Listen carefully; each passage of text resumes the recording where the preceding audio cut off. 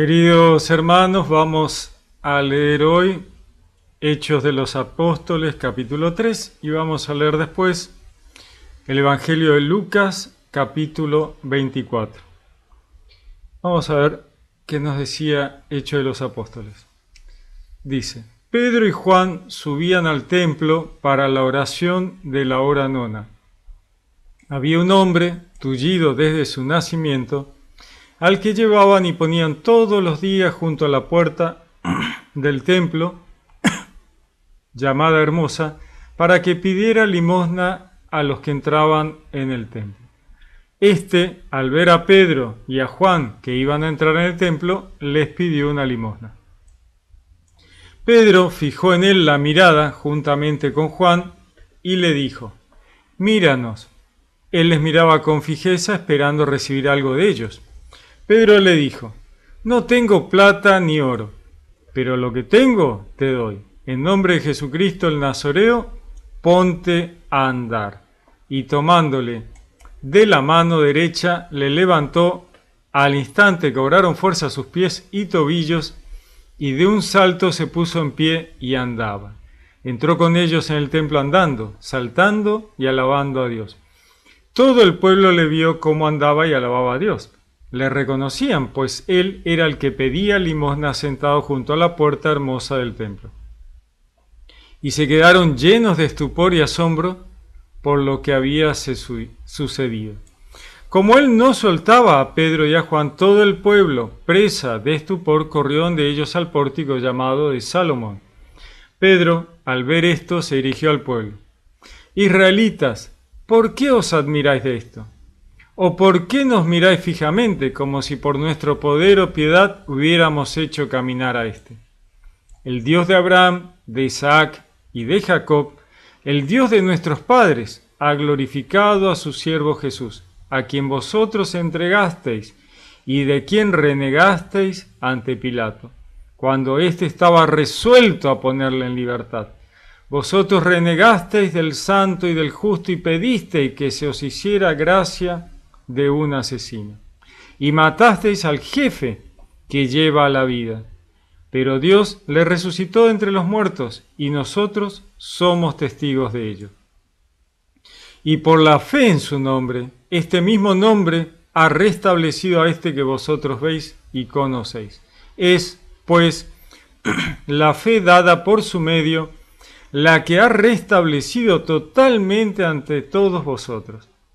Ya sé yo, hermanos, que obrasteis por ignorancia, lo mismo que vuestros jefes. Pero Dios dio cumplimiento de este modo a lo que había anunciado por boca de todos los profetas, que su Cristo padecería.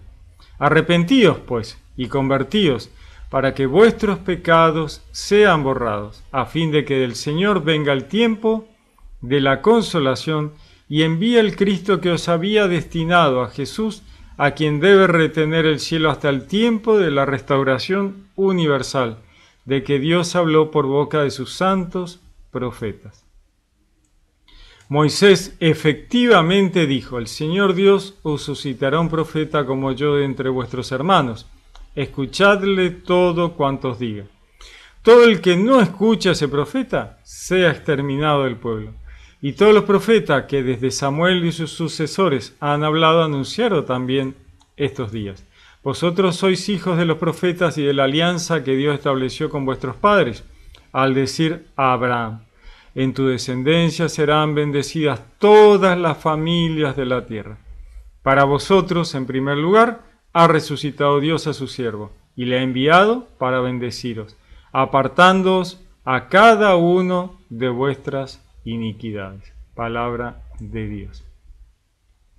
Interesante, ¿no? O sea, Pedro y Juan andaban juntos, van a orar a este templo, y este hombre que estaba totalmente tullido, no podía caminar, tenía serios problemas graves que evitaban que él pudiera caminar normalmente desde su nacimiento, y al que todos los días llevaban sus parientes, sus amigos, quién sabe, y lo dejaban al lado de la puerta para que pudiera pedir limosna a la gente que entraba al templo, ¿no?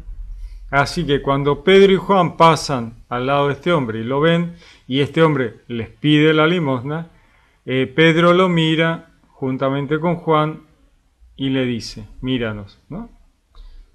Y a partir de ahí lo agarran y le dicen, mira, yo no tengo plata, nosotros no tenemos plata, pero te vamos a dar lo que tenemos. Y le dan la salud, ¿no? Le restablecen la salud. Impresionante.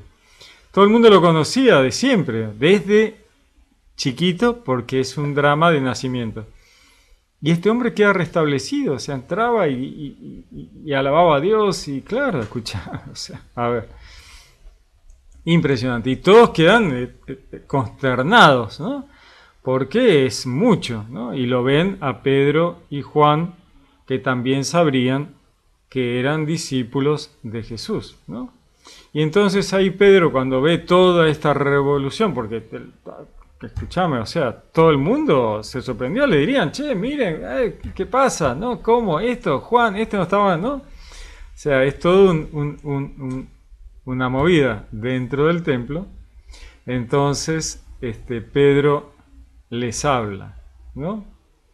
Y les dice, israelitas, ¿por qué se admiran de esto? ¿No? ¿Por qué me miran fijamente? Como si fuera por nuestro poder o nuestra piedad lo que hubiéramos hecho. Nosotros no hicimos nada, le está diciendo, ¿no? Este es Dios.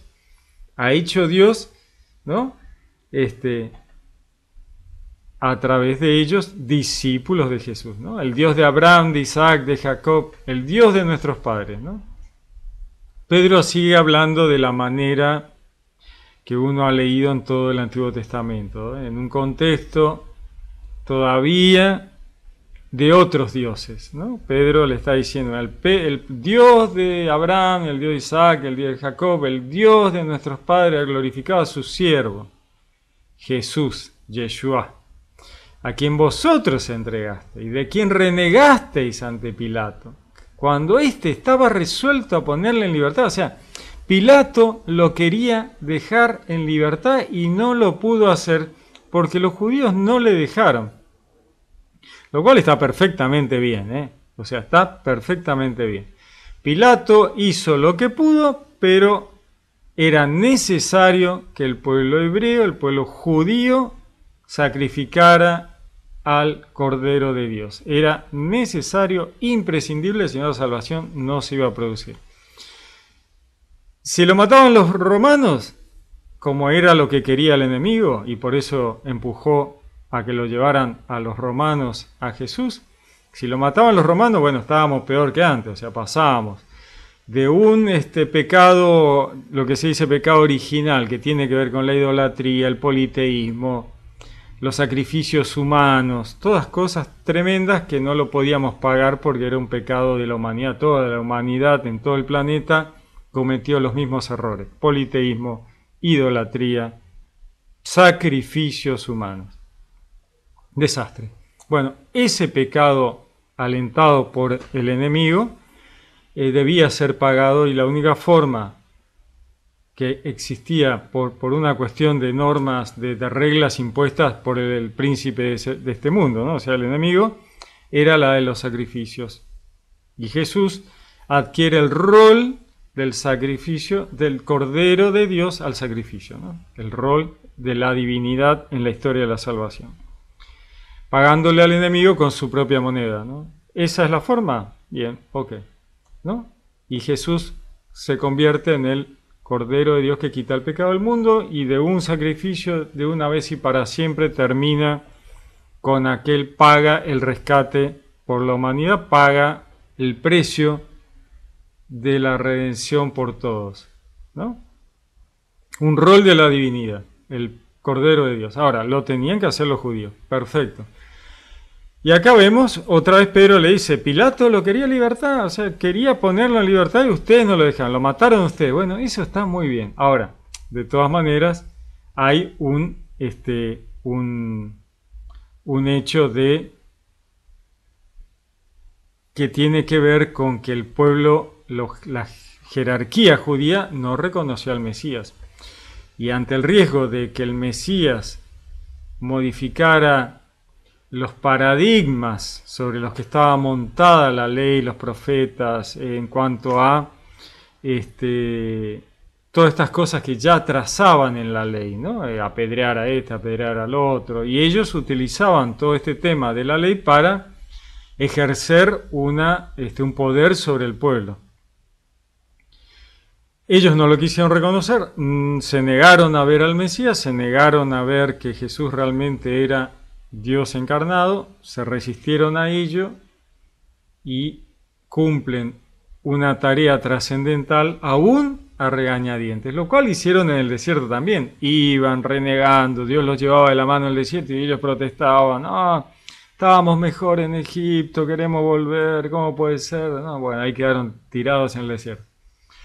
Bueno, acá ocurre lo mismo, lo hicieron a regañadientes, pero lo hicieron. Perfecto, su sangre sobre nosotros y nuestros hijos. Y de esa manera liberaron a la humanidad gentil del castigo tremendo que hubiera sido matar a Dios, ¿no?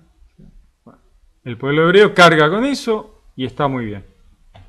Pedro se los recuerda, ¿no? Le dice, vosotros renegasteis del santo y del justo y pedisteis que se hiciera gracia de un asesino. ¿De quién? De Barrabás, ¿no? O sea, la gracia se la dieron al asesino, Barrabás, y eligieron a Barrabás por sobre Jesús, ¿no? Bueno, pero era lo que tenía que hacer. Y matasteis al jefe que lleva la vida. Bueno, así tenía que ser. Pero Dios le resucitó entre los muertos. Así tenía que hacer, ¿no? Y nosotros somos testigos de ello, dice Pedro. Y por la fe de su nombre, ¿cuál es el nombre de Jesús? Yeshua. ¿Qué significa Yeshua? La salvación viene de Yahvé. Por la fe en que la salvación viene de Yahvé, que ese era el nombre de Jesús, Yeshua, este mismo nombre ha restablecido a este que vosotros veis y conocéis. O sea, que la salvación, el poder de Dios en Jesús, ha restablecido a este paralítico, a este hombre tullido. Es, pues, la fe dada por su medio la que le ha restablecido totalmente ante vosotros, ¿no? Dice Pedro, bueno, yo sé que obraron por ignorancia, dice, ¿no? Como dijo Jesús, perdónalo porque no saben lo que hacen, ¿no? Lo mismo que vuestros jefes, les está diciendo, ¿no? Los jerarcas. Pero Dios dio cumplimiento de este modo a lo que había anunciado por boca de todos los profetas, que su Cristo padecería, ¿no? Es lo que decíamos antes. Los profetas habían anunciado, toda la Torá había anunciado, ¿no? Así que estaba dando cumplimiento Dios de todo lo que les había dicho. Dice, arrepentidos pues, convertidos, para que vuestros pecados sean borrados, ¿no? O sea, conviértanse, ya lo vieron, ya está, ahora saben, bueno, conviértanse. Sean cristianos, pásense del lado cristiano, ¿no? Conviértanse. A fin de que del Señor venga el tiempo de la consolación y envíe el Cristo que os había destinado a Jesús, ¿no? En su segunda venida, a quien debe retener el cielo hasta el tiempo de la restauración universal, ¿no? Es linda la imagen, ¿no? El cielo retiene a Jesús para su segunda venida hasta que sea el momento, ¿no? De que Dios habló por boca de sus santos profetas. Moisés efectivamente dijo, el Señor Dios os suscitará un profeta como yo entre vuestros hermanos, escuchadle todo cuanto os diga. Todo el que no escucha a ese profeta sea exterminado del pueblo. Y todos los profetas que desde Samuel y su sucesor han hablado, anunciaron también estos días. Vosotros, le dice Pedro a sus compañeros judíos, o sea, todos los judíos que están en el templo, ¿no? Sois los hijos de los profetas y de la alianza que Dios estableció con vuestros padres, al decir a Abraham, en tu descendencia serán bendecidas todas las familias de la tierra. O sea, Pedro y Juan les están hablando a los judíos, ¿no? Para vosotros, en primer lugar, ha resucitado Dios a su siervo y le ha enviado para bendeciros, apartándoos a cada uno de vuestras iniquidades. Pedro se está dirigiendo a los judíos, ¿no? En un templo judío, y les está diciendo, chicos, conviértanse y sean cristianos, ¿no? Ese es el tema, ¿no? Muy bien, vamos a leer el Evangelio de Lucas, capítulo 24. El contexto es, Jesús ha resucitado, Pedro ha entrado al sepulcro y ha visto las vendas Y dice, Pedro se levantó y corrió al sepulcro, se inclinó, pero solo vio las vendas y se volvió a su casa asombrado por lo sucedido. Aquel mismo día iban dos de ellos a un pueblo llamado Emaús, o sea, dos de los discípulos de Jesús iban caminando hacia un pueblo llamado Emaús, que distaba 60 estadios de Jerusalén. O sea, no era tan lejos. Y conversaban entre sí sobre todo lo que había pasado. Y sucedió que mientras ellos conversaban y discutían, el mismo Jesús se acercó y siguió con ellos. Pero sus ojos estaban retenidos para que no lo conocieran. Interesante, ¿no? O sea, sus ojos no los veían, no se daban cuenta que Jesús caminaba con ellos. Veían a alguien que caminaba con ellos, alguien que se acercó a caminar con ellos, pero no se daban cuenta de que era Jesús. Iban hablando y conversando de lo que había pasado, ¿no? Él les dijo, ¿de qué discutís entre vosotros mientras vais andando? Ellos se pararon con aire entristecido. Uno de ellos, llamado Cleofás, le respondió, ¿eres tú el único residente de Jerusalén que no sabe las cosas que estos días han pasado en ella? Él les dijo, ¿qué cosas? Ellos le dijeron, lo de Jesús del Nazareo, que fue un profeta poderoso en obras y palabras delante de Dios y de todo el pueblo. Me encanta esto, ¿no? Esto mismo lo vemos en el Edén, lo vemos en Job, lo vemos con Jesús cuando le dice, mujer, ¿por qué lloras? Los ángeles le preguntan lo mismo, mujer, ¿por qué lloras? ¿No? Todos están sabiendo. Sin embargo, es esta cosa de amor y de cariño, de ver y hablar. Dios le habla a Adán y Eva. ¿Por qué están escondidos? ¿Dónde están? No, nos escondimos porque teníamos vergüenza. ¿Cómo tenían vergüenza? En el libro de Job, Dios está en el escritorio, vienen los ángeles a contarle lo que han estado revisando la creación, a ver qué hacemos con esto, a ver qué hacemos con aquello. Dios le dice al enemigo, ¿has visto a mi siervo Job? Por supuesto que había visto al siervo Job, a eso venía, ¿no? Pero Dios con esta misma forma en que Jesús le está hablando a los discípulos que van a Emaús, le habla al enemigo. ¿Has visto a mi siervo Job? Sí, claro que lo vi. Es genial, ¿no? A María, ¿no? Le dice Jesús, ¿por qué lloras, mujer? ¿No? Los ángeles le dicen, ¿por qué lloras, mujer? Todos saben por qué llora la mujer, ¿no? Pero esta cosa de hacer reflexionar al otro, ¿por qué estás llorando? No, porque se han llevado a Jesús y no sé dónde lo pusieron, ¿no?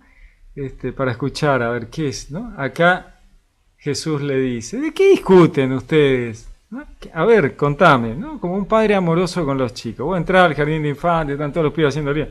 ¿Qué pasa? A ver, contame. Uno está sabiendo, pero querés que el otro hable. Y cuando hable, reflexiona. Entonces dicen, ¿eres tú el único residente de Jerusalén que no sabe las cosas que estos días han pasado en ella? Y él les dice, ¿qué cosas? Oh, si no supieron.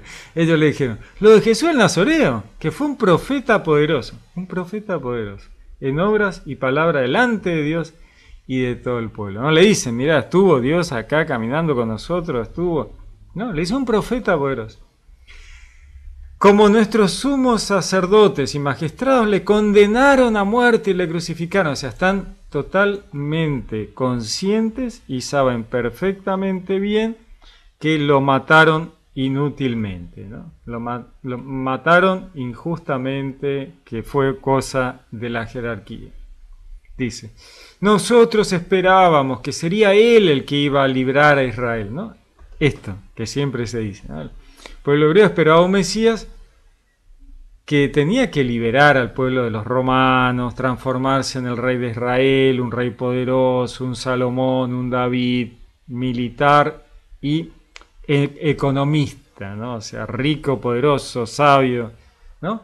Y este Mesías se murió en la cruz. ¿Cómo puede ser? Nos abandonó. No. ¿Por qué me has abandonado? Toda la humanidad clama a través de Jesús en ese momento. Dios mío, ¿por qué me has abandonado? Esto que dicen ellos. ¿Por qué se fue, nos dejó? Nosotros esperábamos que nos librara, ¿no? Uno de los roles de la divinidad, ¿no? el hombre que es muerto en la cruz y la humanidad pasa a través de él en ese momento crucial y clama a Dios, ¿por qué me has abandonado? ¿No? Esto que dice estos discípulos que van camino de Emaús, ¿no? Nosotros esperábamos que sería Él el que iba a librar a Israel, pero con todas estas cosas llevamos ya 3 días desde que esto pasó. El caso es, dicen, que algunas mujeres de las nuestras nos han sobresaltado porque fueron de madrugada al sepulcro y al no hallar su cuerpo vinieron diciendo que hasta habían visto una aparición de ángeles que decían que Él vivía. Impresionante, ¿no? O sea, ellos están en la duda. ¿Será cierto lo que dicen? Llevamos 3 días esperando y no lo hemos visto, ¿no? Pero las mujeres fueron y ellas están convencidas de que Él vive. Fueron también algunos de los nuestros. O sea, no les basta lo que las mujeres dicen. Fueron también algunos de los nuestros al sepulcro y lo hallaron tal como las mujeres habían dicho, pero a Él no le vieron. Él les dijo: oh insensatos y tardos de corazón para creer todo lo que dijeron los profetas.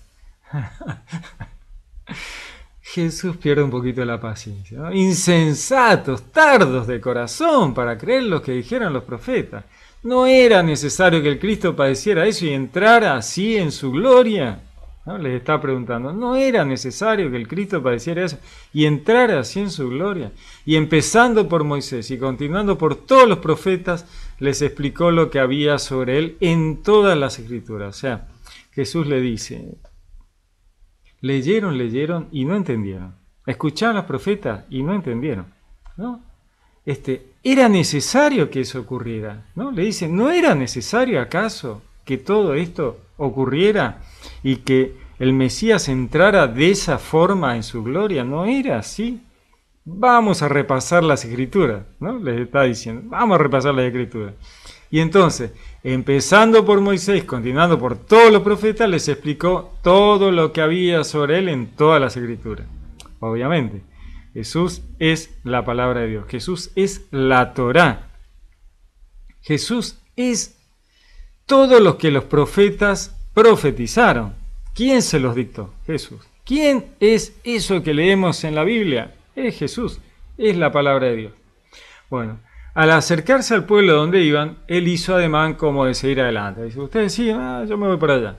Y ellos le dicen, pero ellos le forzaron diciendo, no, quédate con nosotros, porque atardece y el día ya ha declinado, ¿no? O sea, está oscureciendo, seguimos en la oscuridad, estamos en las tinieblas, ¿no? O sea, cada vez, y entró a quedarse con ellos. Y sucedió que cuando se puso a la mesa con ellos, tomó el pan, pronunció la bendición, lo partió y se lo iba dando. Entonces se le abrieron los ojos y lo reconocieron. Pero él desapareció de su lado.